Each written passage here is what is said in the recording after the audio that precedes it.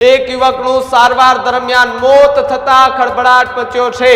જૂનાગઢના લુસાડામાં સરકારી વાહને એક વ્યક્તિનો જીવ લીધો હોવાની વાત સામે આવી રહી છે। ખોરાસા નજીક ઘટના બનતા ચકચાર મચી ગઈ છે।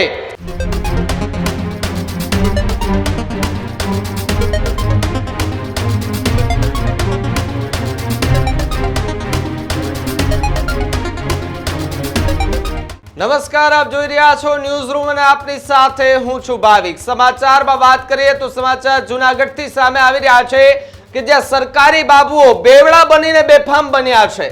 સરકારી બાબુઓ એ સરકારી ગાડી લઈને આવતા હતા તે દરમિયાન ચિક્કાર પીધેલી હાલતમાં હતા। 3 જેટલા લોકોને હડફેટે લેતા ચકચાર મચી ગઈ છે અને ત્યારે અકસ્માતની જાણ થઈ તે સમયે સ્થાનિક લોકો ઘટના સ્થળે પહોંચ્યા। સાથે જ સરકારી વાહનો પણ હવે બેફામ બનતા જોવા મળ્યા છે। જૂનાગઢના લુસાડામાં સરકારી વાહને એક વ્યક્તિનો જીવ લીધો હોવાની વાત સામે આવી રહી છે। લુસાડા ગામના 3 યુવકને સરકારી ગાડીએ હડફેટી લીધા હોવાની વાત જે છે તે અત્યારે સામે આવી રહી છે। એક યુવકનું સારવાર દરમિયાન મોત થતા ખળભળાટ મચ્યો છે। સાથે જો વાત કરવામાં આવે તો અધિકારી અને ડ્રાઈવર એ નશાની હાલતમાં હોવાની વાત છે તે સામે આવી રહી છે। તો બીજી તરફ લુસાડાથી યુવકોએ પદયાત્રા કરીને સત્તાધાર મંદિરે દર્શન કરવા માટે જઈ રહ્યા હતા તે દરમિયાન ખોરાસા નજીક ઘટના બનતા ચકચાર મચી ગઈ છે। સરકારી ગાડીમાંથી મોટી સંખ્યામાં એ કહી શકાય કે બિયરનો જથ્થો મળી આવ્યો છે। ગોવિંદ પાતર અને ડ્રાઈવર રાહુલ પાતરે આ અકસ્માત સર્જ્યો છે। પોલીસ સ્ટેશન ખાતે લોકોના એ ટોળા જે છે તે એકઠા થયા હોવાની વાત સામે આવી રહી છે। સાથે જ જો વાત કરવામાં આવે તો જે પ્રમાણે સરકારી ગાડીમાંથી એ 3 લોકોએ અડફેટે લીધા હોવાની વાત, અધિકારી અને ડ્રાઈવર નશાની હાલતમાં હોવાનો આરોપ, તો બીજી તરફ કહી શકાય કે દારૂના એ જથ્થા સાથે એ ગાડીની અંદરથી બિયરનો જથ્થો મળી આવ્યો છે। બિયરના ટીન મળતા પણ ચકચાર મચી ગઈ છે। કુતિયાણાના પાણી પુરવઠા અધિકારી ગોવિંદ પાતર નશાની હાલતમાં જોવા મળ્યા। પદયાત્રી કરી રહેલા યુવકોને અડફેટે લીધા હોવાની વાત। 3 જેટલા યુવકને અડફેટે લીધા, જેમાંથી 2 યુવકને ગંભીર ઈજા પહોંચતા હોસ્પિટલ ખસેડાય અને અન્ય 1 યુવકને વધારે ગંભીર ઈજા પહોંચતા એમને પણ હોસ્પિટલ ખસેડાયો। તેમને મૃત જાહેર કરવામાં આવ્યો હોવાની વાત જે છે તે અત્યારે સામે આવી રહી છે। ગોવિંદ પાતર કે જે અધિકારી છે, પાણી પુરવઠાની અંદર કામ કરે છે, विचार करो कि सरकारी अधिकारी सरकारी गाड़ी रोकवा वाळो तो कोई होय नहीं, गाड़ी नी अंदर नाख्यो दारू अने पहोंचाडवानो तो क्या खबर नहीं, परंतु पहला अकस्मात सर्जाय अने अकस्मात सर्जाय त्यारे आखो खुलासो थाय छे के अधिकारी के जे दारूना नशानी अंदर हतो, दारूना नशामां हतो, चिक्कार हतो, एने भान नहीं के गाड़ी कई रीते चाले छे ने आगळ कोण जई रह्युं छे। जईने अकस्मात सर्जी दीधो। एक युवकनुं मोत थता त्यारे चर्चाए जोर पकड़્યું છે ને સાથે જ લોકો એવી માંગ કરી રહ્યા છે કે તમામે એ બંનેને એ આજીવન કેદની સજા થવી જોઈએ। શું કહી રહ્યો છે, પ્રતિક્રિયા શું આવી રહી છે, આવો એ પણ સાંભળીએ।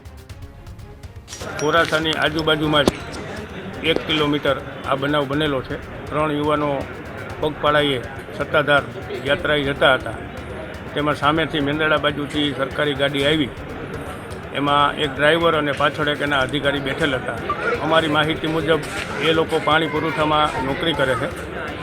એ લોકોએ ચાલતા આ 3 યુવાનોને ઠોક્કર મારી એમાંથી 3ને મેંદરડા હોસ્પિટલે લઈ ગયા અને ત્યાંથી વધારે સારવાર માટે જૂનાગઢ લઈ ગયા। ત્યાં એક યુવાનનું મોત થયું છે।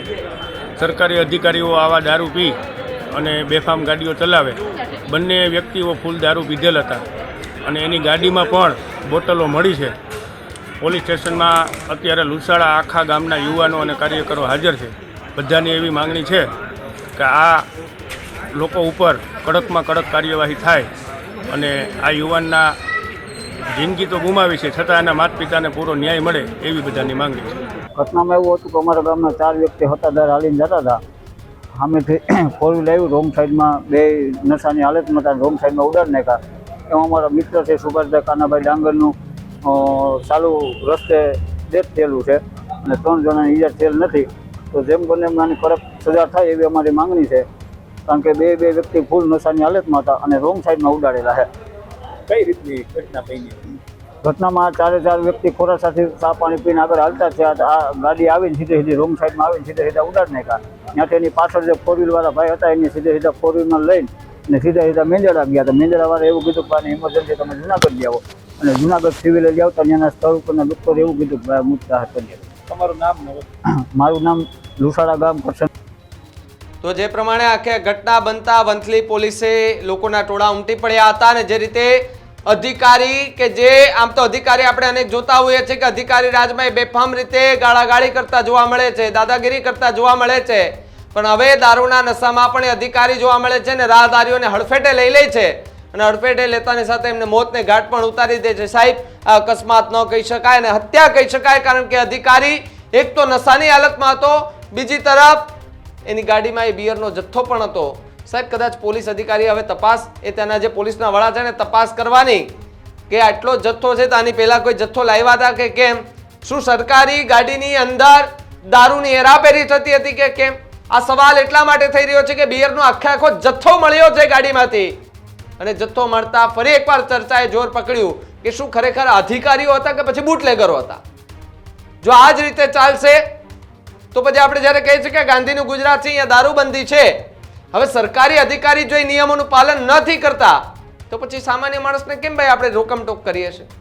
સૌથી મોટો સવાલ એ પહેલા તો એ અધિકારીએ સમજવાની જરૂર છે, ઉચ્ચ અધિકારીઓએ પહેલા તો આવા અધિકારીઓને સમજાવવાના જરૂર છે કે જે કાયદામાં રહેશો તો ફાયદામાં રહેશો, પરંતુ અહીંયા તો અધિકારીએ ફાયદામાં જ રહે છે, બાકી કાયદામાં રહે છે એ તો ખબર નથી.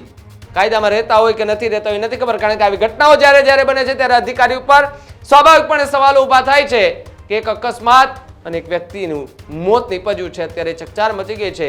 ત્યારે સ્થાનિક લોકો એવી માંગ કરી રહ્યા છે કે બંનેને, જે ડ્રાઈવર અને સાથે જે અધિકારી હતા, બંનેને આજીવન કેદની સજા થાય.